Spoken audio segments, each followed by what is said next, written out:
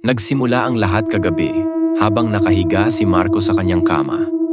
Madilim ang kanyang kwarto, maliban sa liwanag ng buwan na sumisilip mula sa bintana.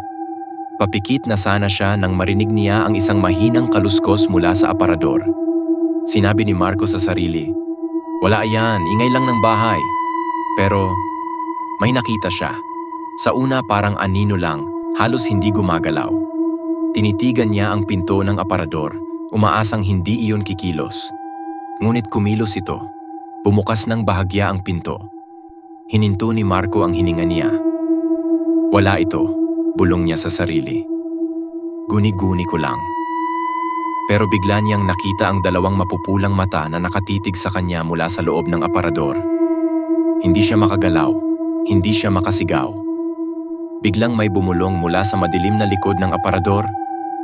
"Huwag kang pipikit." Ginawa ni Marco ang tanging naiisip niyang pwedeng gawin.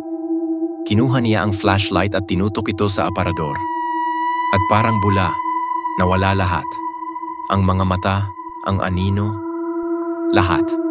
Agad niyang sinarado ang pinto ng aparador at hindi na ito binuksan muli.